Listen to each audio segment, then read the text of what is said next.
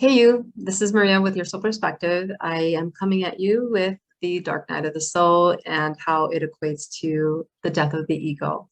Now, the death of the ego is not necessarily that you will never have ego. Ego is a self-identifying thing. This is how you identify yourself. There's a place and a time for ego to be within you. There has to be a balance of the divinity within you and the ego to operate side by side.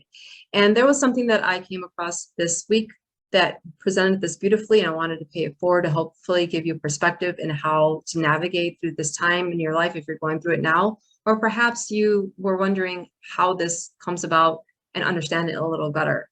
So the death of the ego is basically, let's go back to the ego. The ego is your self-identity, right? And naturally, if you are living in this 3D experience as you are, and are only focused on the material and the 3D density and not working on yourself and your personal and spiritual development, you are full and completely this ego, right? Well, it won't make room for the divine self to shine through and to express itself. So if you're not allowing that side of you to express itself, then it will happen at a later time, and it presents itself as a midlife crisis where things go wrong, things no longer align, and you have this void and are searching for a purpose or how to move forward with like bringing a self-identity or trying to identify yourself. So this is a transitionary phase where the diminishing of the ego happens, and it brings you to the point where you have to face the music to personally develop and spiritually develop so that divine can be expressed within you, and then there's a balance of both the ego and the soul. So the death of the ego is basically the diminishing of the ego. It has to deconstruct in order for it to be reconstructed in a more balanced way where it can coexist with the divine self-expression, right? And this transition happens and is equated to the dark night of the soul. And this can happen within, this can be a period of time that can last for years. It can last for days, it can last for months, depending. And there's times where you go through phases where it repeats that cycle, depending on how much shadow work you have to do, how much healing you have to do within yourself, how much things you have to bring up to the surface to integrate, to observe, to acknowledge, to understand. So with that said, the validation that you receive throughout life helps build your identity. And so that you're no longer receiving that, then you have to search within yourself and go within to build it again, right?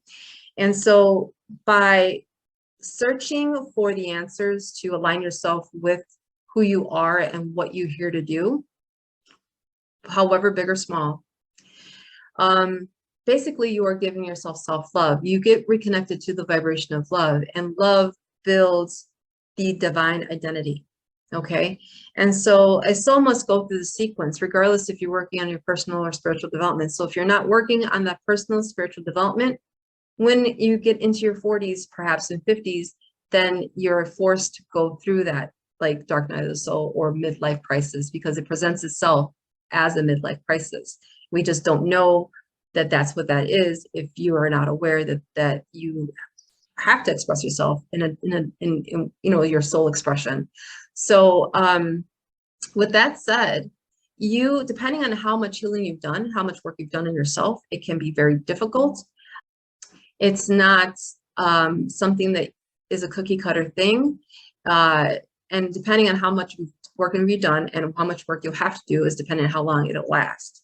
So one thing that was pointed out that I thought was very interesting is that this happens a lot with near-death experiences, and it instantaneously sets that process in motion. And the process of which that instantaneous surrender happens, instantaneous connection to God source, instantaneous connection to surrender, and it immediately destroys the ego. So then at that point is when you're rebuilding yourself, your identity, and creating that balance between the soul and the ego. And with this, then it helps you navigate that aspect of your life and hopefully will be an easy one at that. But it's growing pains that you have to go through all over again, and it's something that is very personal. So hopefully this was something that can help you navigate through this time of your life if you're going through this, or you're looking to understand how that happened, why that happened.